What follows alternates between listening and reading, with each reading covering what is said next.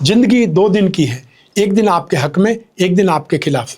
जिस दिन हक में हो तो गुरूर मत करना, और जिस दिन खिलाफ हो थोड़ा सा सब्र जरूर रखना। गलत लोग सबकी जिंदगी में आते हैं, लेकिन ये लोग हमेशा सही सबक दे करके जाते हैं। नमस्कार, मैं हूं कमल श्रीमाली। आप सभी का बहुत बहुत स्वागत आपके अपने चैनल में, और हमारे जीवन को सबसे अधिक प्रभावित करने वाले बृहस्पति के कर्क राशि में प्रवेश के इस विशेष एपिसोड में। यह एपिसोड आपकी राशि, नाम राशि अर्थात मून साइन पर आधारित है। एक छोटी सी अपील है आपसे कि आपका यह चैनल और इसका हर एपिसोड आपके जीवन में सहजता, सुख, शांति, समृद्धि के लिए हमारा प्रयास है। आप भी हमारे इस चैनल को सब्सक्राइब कर, कमेंट कर, शेयर कर, लाइक करके उत्साहवर्धन करें, सहयोग करें। ज्योतिष शास्त्र में बृहस्पति पूर्व जन्म के कर्म, धर्म, दर्शन, ज्ञान और संतान का प्रतिनिधित्व करते हैं। बृहस्पति के उच्च होने पर प्रगति, समृद्धि प्राप्त होती है, और बृहस्पति के प्रभाव से व्यक्ति का वैवाहिक जीवन सुखमय हो जाता है। बृहस्पति आर्थिक रूप से संपन्नता प्रदान करते हैं और संसाधनों में वृद्धि भी करते हैं।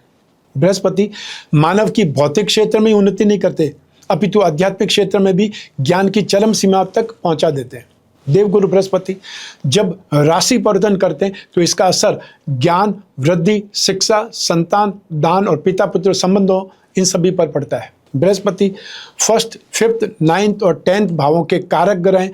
इन 4 भावों में स्थित बृहस्पति आपको धर्म, अर्थ, काम और मोक्ष, यह 4 प्रकार के पुरुषार्थ प्रदान करते हैं। बृहस्पति ग्रह को शुभता का प्रतीक माना जाता है। महिलाओं के लिए इसे पति का कारक और पुरुषों के लिए बृहस्पति को धन का कारक माना गया है। आपकी राशि से अर्थात चंद्र लग्न से दूसरे, 5वें, 7वें, 9वें और 11वें भाव में गोचरवश आए हुए बृहस्पति हमेशा शुभ फल प्रदान करते हैं। शेष भावों में बृहस्पति का फल सामान्य या अशुभ माना जाता है। बृहस्पति वृद्धि के कारक हैं, इसलिए अच्छी या बुरी जो भी घटना होगी उसमें इनका योगदान वृद्धि कारक ही होता है।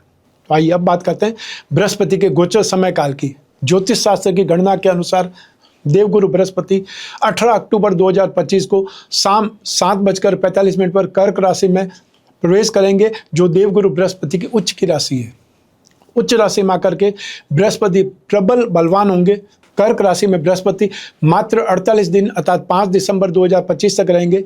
इन 48 दिनों में ही बृहस्पति उन्नति, प्रगति, समृद्धि की झलक दिखला देंगे, और बृहस्पति वापस आएंगे कर्क राशि में 1 जून 2026 से लगा करके 30 अक्टूबर तक। लेकिन 11 नवंबर 2025 को बृहस्पति कर्क राशि में वक्री हो जाएंगे, और 11 मार्च 2026 को मिथुन राशि में आकर के मार्गी हो जाएंगे। आइए अब करते हैं आपकी राशि के अनुसार विश्लेषण। बृहस्पति आपकी कर्क राशि से रोग भाव, भाग्य भाव के स्वामी है, और आपकी राशि भाव में गोचरवश प्रवेश करेंगे। यह गोचर आपके लिए संघर्ष कारक है। बृहस्पति के इस राशि परिवर्तन से शिक्षा और संतान भाव, सप्तम भाव और भाग्य भाव पर दृष्टिपात करके विशेष रूप से इन भावों को प्रभावित करेंगे। इस एपिसोड में हम आपकी कर्क राशि पर बृहस्पति के गोचर परिवर्तन का क्या क्या प्रभाव पड़ेगा इसके बारे में विश्लेषण करेंगे। साथ ही आपके कैरियर या कामकाज, आर्थिक स्थिति, वैवाहिक जीवन, घर परिवार, शिक्षा और स्वास्थ्य पक्ष के बारे में भी विश्लेषण करेंगे।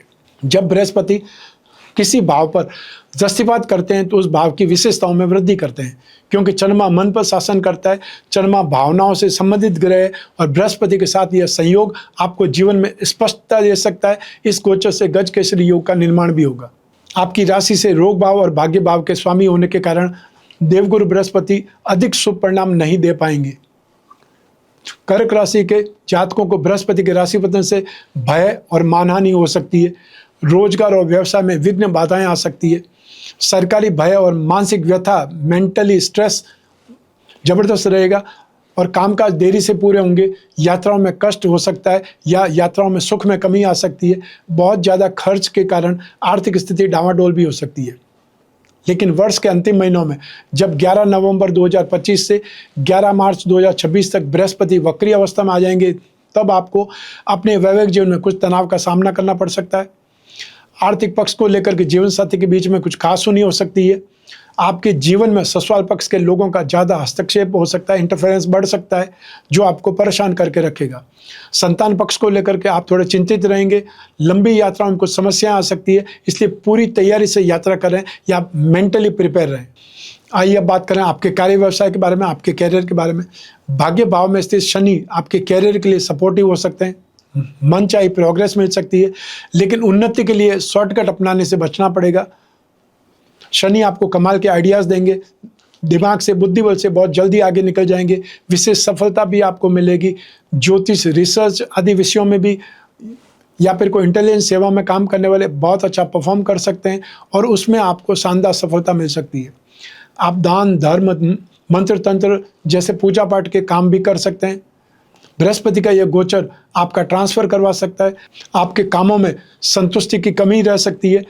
आपके कार्य या आपका जो भी प्रोजेक्ट है वो लंबा समय तक खींचेगा या बहुत लंबे समय से देरी से पूरा होगा। आपके कामों को सराहना कम मिलेगी और इसके अलावा मेहनत के बावजूद भी सफलता नहीं मिले तो बृहस्पति को उपाय करें, जो इस एपिसोड के अंत में बतला रहा हूँ। लेकिन बृहस्पति जब वक्री होंगे अर्थात 11 नवंबर से 11 मार्च 2026 तक, तब अपने कर्मों को सही रखें, अन्यथा मुसीबत में आ जाएंगे। जो लोग गैर कानूनी कामों में लिप्त हैं उन्हें जेल जाने की नौबत आ सकती है। इसलिए फालतू लोगों से, फालतू कामों से किनारा करिए, अपने आप को सेफ रहिए। आइए अब बात करते हैं आर्थिक स्थिति की। भाग्य भाव के स्वामी बृहस्पति का आपकी राशि में गोचर होने से गज के सिर योग का निर्माण होगा, जो फाइनेंशियल गेन के लिए योग बनाएगा। आप फाइनेंशियली ग्रो करने की दिशा में एफर्ट करते नजर आएंगे और इसके लिए जितना हो सकेगा उतनी कोशिश करेंगे, तो इससे आपकी फाइनेंशियल सिचुएशन में इम्प्रूवमेंट आएगा। आपके द्वारा जो भी इन्वेस्टमेंट किया गया है उससे आपको फाइनेंशियल गेन होगा। और ध्यान रखें कि यह गोचर रिस्क लेने के लिए बिल्कुल नहीं है।